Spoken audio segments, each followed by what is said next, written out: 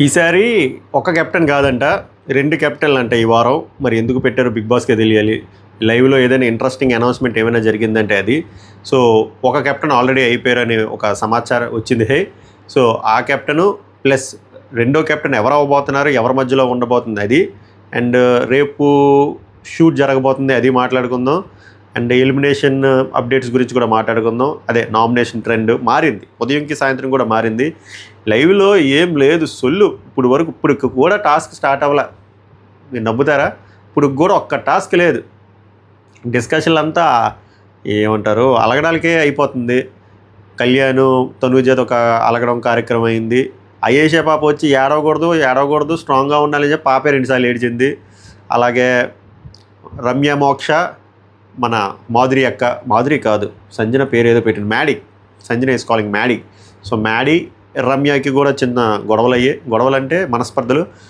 ఇంకోటి Ramya food power పాయే. So ఇలా చాలా ఉన్నాయి. షార్ట్ అండ్ స్వీట్గా చెప్పడం ట్రై చేస్తా. ఈ అప్డేట్లు మార్నింగ్ నుంచి ఈవినింగ్ వరకు జరిగింది ఇదంతా కవర్ చేయడం ట్రై చేస్తాను, ఓకేనా?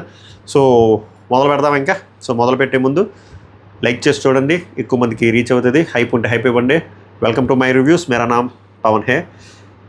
ఫస్ట్ కెప్టెన్, ఈసారి 2 కెప్టెన్స్ అంట. అది ఆ లాజిక్ ఏంటో బిగ్ బాస్కే తెలియాలి. ఈ వారమా లేకపోతే ప్రతి వారమే అలా ఉంటుందో మనకు తెలియదు. ఈ వారం 2 కెప్టెన్లు ఉండబోతున్నారు. ఒక కెప్టెన్ ఈజ్ ప్రభంజనం.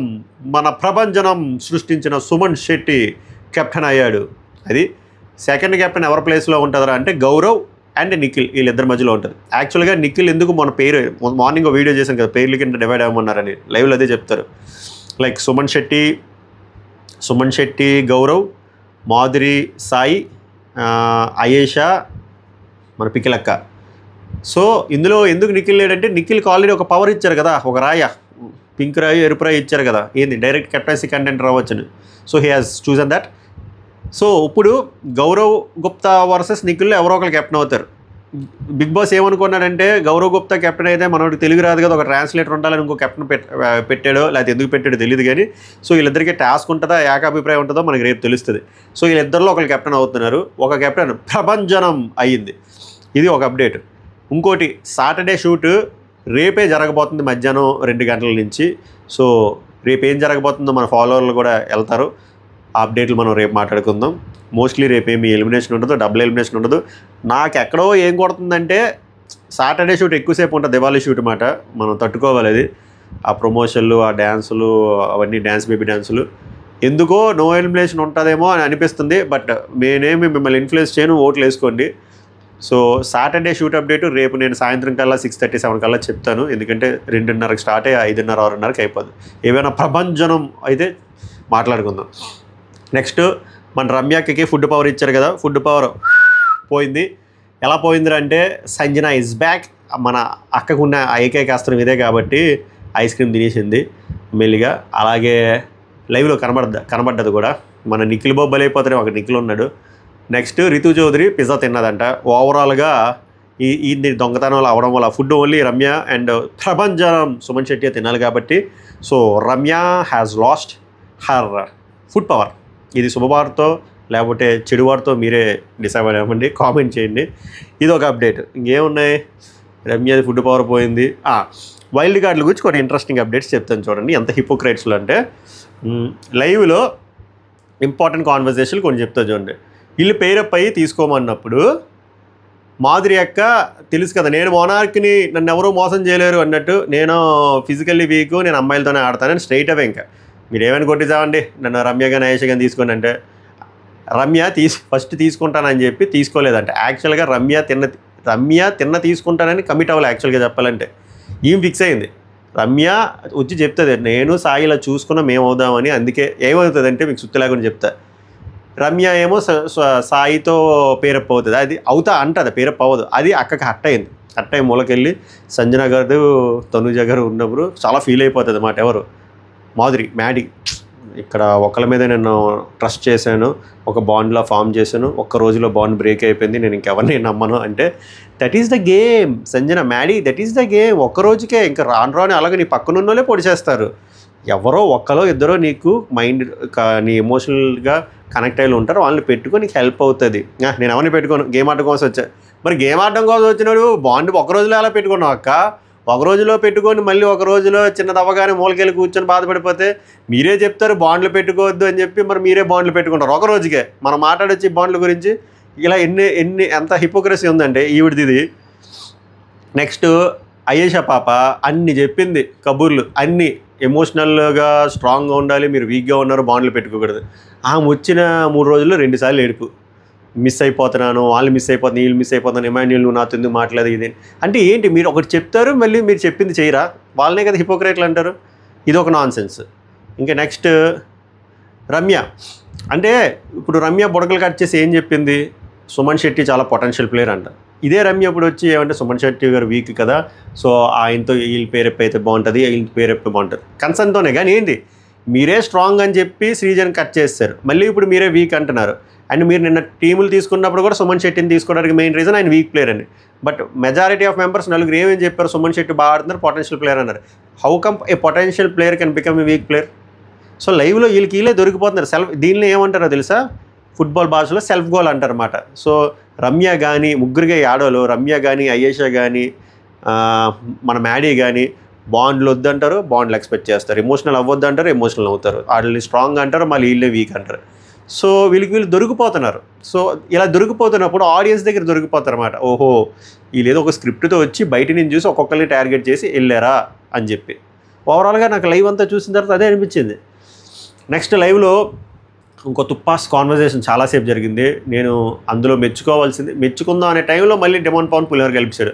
చిచ్చి అనుకున్నాను. డిమాండ్ పవన్ని సాధించేస్తుంది రితు చౌదరి. నువ్వు ఎందుకు ఆమెతో అంటే డైరెక్ట్గా చెప్పట్లేదు, కానీ ఆమె ఏదో పొసెసివ్గా ఫీల్ అయినట్టు బిల్డప్. అసలు ఫస్ట్ థింగ్ ఇది ఒక డకోడియా రిలేషన్షిప్, అది ఫేక్. చెప్తున్నాం కదా, కంటెంట్ కోసం నడుపుతున్నారు, ఇద్దరు నడుపుతున్నారు. బట్ అట్లీస్ట్ డిమాండ్ పవన్ తెలుసుకొని అందరితో మింగిల్ అవుతున్నాడు, అందరితో మాట్లాడుతున్నారు, కొత్తగా వచ్చిన అమ్మాయిలతో డ్యాన్స్ వేస్తున్నారు, చేసుకోవాలి, అందరితో మింగిల్ అవ్వాలి. అదే కదా చెప్తున్నారు. ముఖ్యంగా రితుతో కొంచెం దూరంగా ఉంటే అక్క వచ్చి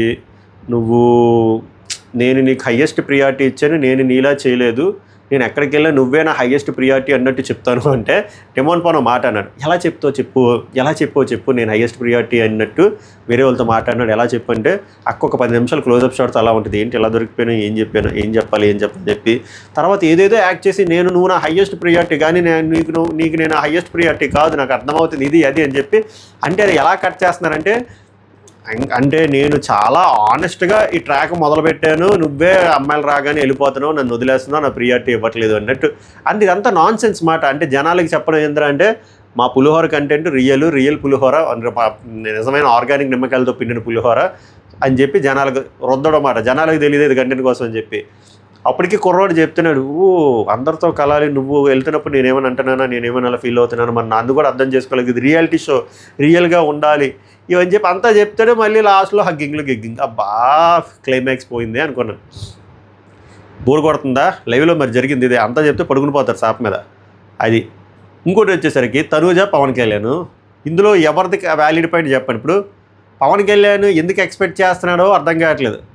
ఇప్పుడు ఏమంటాడంటే పవన్ కళ్యాణ్, నీకు అంటే కాన్సెప్ట్ మాధురి గారు నన్ను అలాగ మాట్లాడారు కదా, హేళన్గా అరిశారు కదా, నీకు కోపం రాలేదా?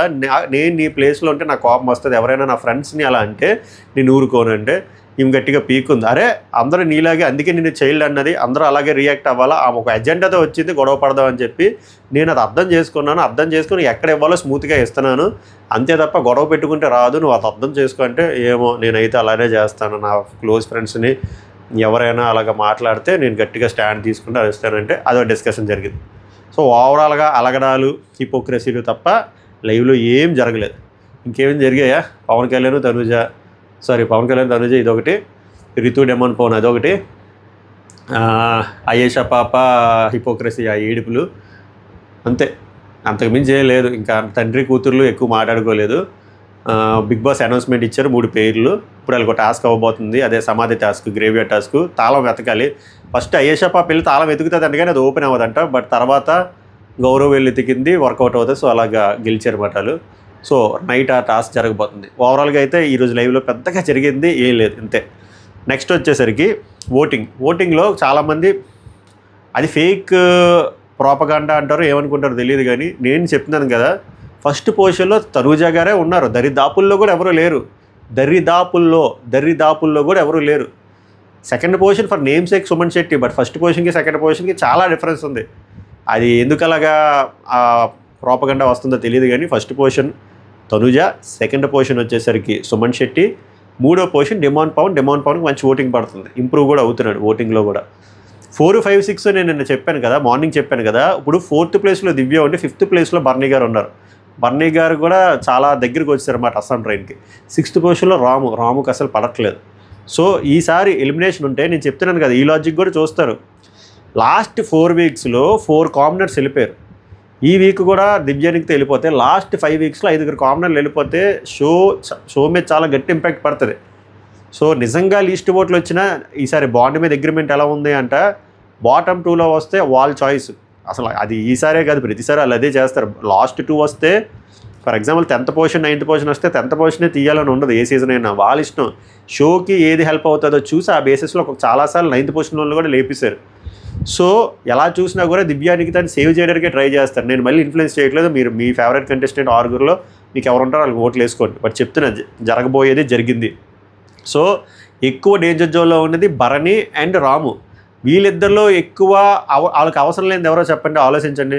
రాముతో అవసరం ఉంటుందా, భరణితో అవసరం ఉంటుందా? భరణి గారితోనే అవసరం ఉంటుంది. సో ఇప్పుడు ఎవరిని ఎగరేసేస్తారు?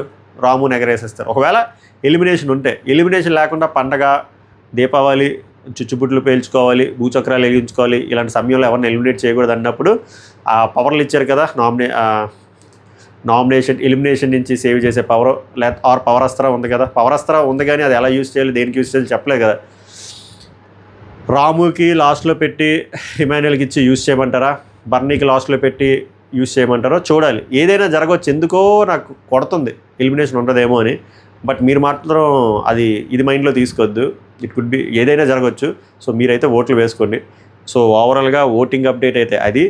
మార్నింగ్ నుంచి ఈవినింగ్ జరిగిన థింగ్స్ అయితే ఇది. బిగ్ బాస్ అనౌన్స్మెంటు, ఆ 3 పేర్లు, ఈ 3-4 కాన్వర్జేషన్లు అలగడాలు తప్ప, ఐస్ క్రీమ్ ఆమె తినడం సంజన, అంతే తప్ప ఇంకేం లేదు. అండ్ కెప్టెన్సీది అది అప్డేట్ ఆల్రెడీ అయిపోయింది. Suman Shetty has become captain. ఈసారి 2 కెప్టెన్లను అనౌన్స్మెంట్ చేశారు కాబట్టి నిఖిల్ అండ్ గౌరవ్ గుప్తాలో ఒకరు కెప్టెన్ అవుతారు. అండ్ రమ్య పికిల్ అనుకుందాం, ఆమె ఫుడ్ పవర్ అయితే పాయే. అంటే చాలా పెద్ద గొడవ అయ్యిందంట. అది మనం రేపు బుల్లిదారిలో చూద్దాం. ఓవరాల్గా జరిగిన అప్డేట్లు అయితే ఇది. ఐ హోప్ చాలా చాలా ఫాస్ట్ కవర్ చేశాను. So time is money, I know. Me time నేను వేస్ట్ చేయను. సభకు నమస్కారం, ధన్యవాదాలు.